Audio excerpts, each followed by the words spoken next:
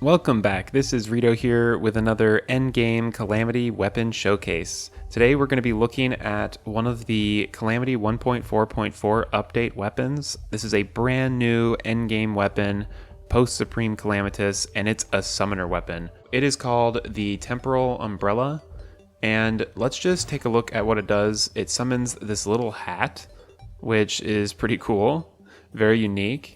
It's got a cool icon. It's like it looks like a sword. It kind of is worn on your back when you use the Weapons Out mod, but it is an umbrella. Let's go ahead and do a super dummy and see what this thing does.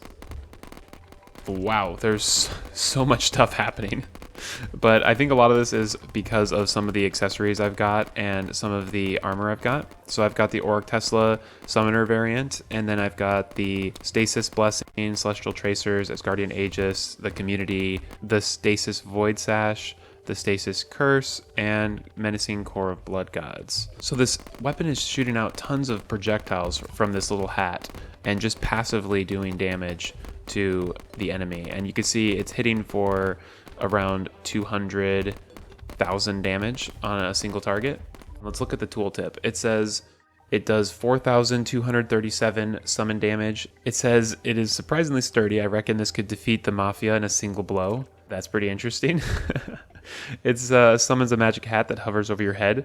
The hat will release a variety of objects to assault your foes. Requires 5 slots to be used.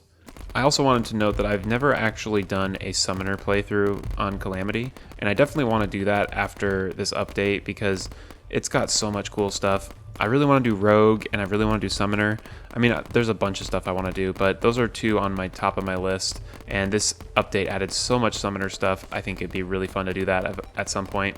That's what the weapon looks like. Let's try it on an improved dummy and see what the damage is. So we're up at like 250,000 damage with all the stuff. It just bumped up to like 300,000.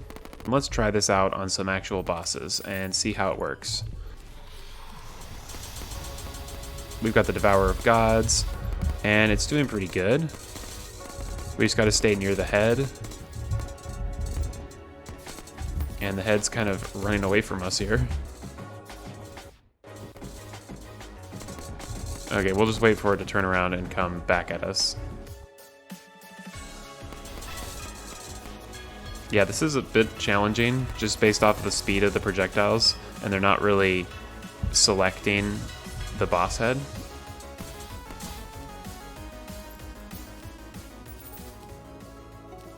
Let's see how it does against the second form.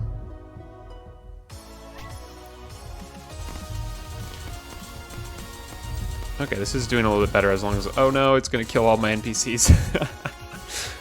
Oops. Sorry, guys. I lost the nurse, the alchemist, the wizard.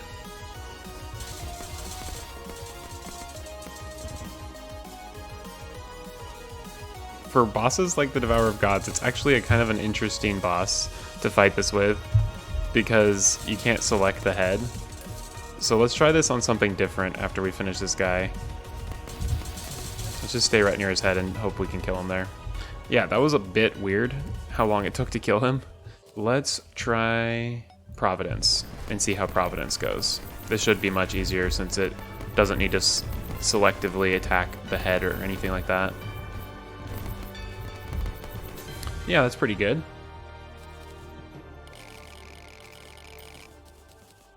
And lastly, I want to try the boss rush, just a couple bosses in it, and see how it does against them.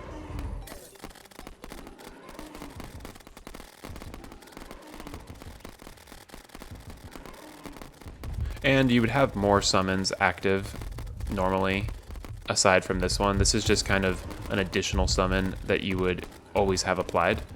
So in actuality, we'd probably be using a couple others and be doing a lot more damage.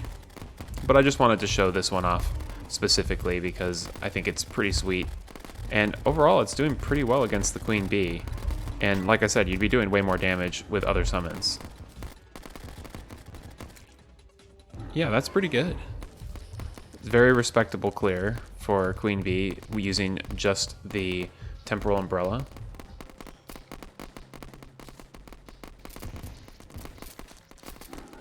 And it seems like we are getting so many debuffs on the boss here, which is pretty sweet. All that will be boosting our damage quite a bit.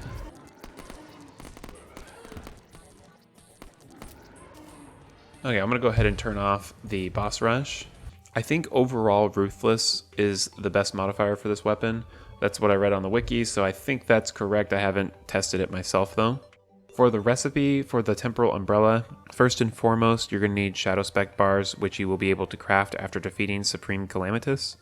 Then you need a top hat. That's kind of funny. You get those from Groom Zombies. So finally a reason to get a top hat. And then you need an umbrella, which you can get early game from all the different wood chests. You need this Saros Possession and the Spike Crag Staff. So let's take a look at the Saros first. The Saros is a combination of Sirius and Dark Sun fragments. The Dark Sun fragments you can get from the Solar Eclipse after defeating Yaren Phase 1. And then Sirius can be crafted from Luminil, Ruinous Souls, Exodium Clusters, and the Sun God Staff.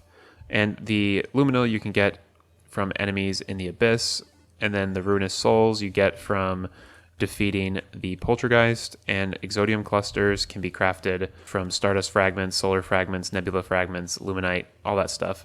You can also find it up in the sky after defeating the Moonlord. The Sun God Staff is a combination of the Sun Spirit Staff, Essence of Sunlight, Souls of Might, Sight, and Fright. And the Sun Spirit Staff is just crafted from Sandstone and Desert Feathers.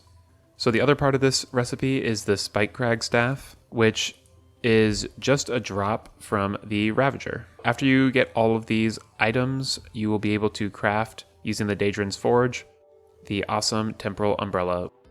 And that concludes our showcase of the Temporal Umbrella. I like the fact that it's kind of a unique item, being an umbrella, and then it summons a hat, and it shoots all these projectiles out. It's kind of fun, quirky item, and it's definitely going to be a great addition to endgame summoner loadouts. Its recipe is not overly tricky, so I like that as well. It's definitely a really awesome weapon, and I'm glad they added it in the Calamity 1.4.4 update. I hope you all have enjoyed this video and found it helpful. If you did, be sure to like and subscribe.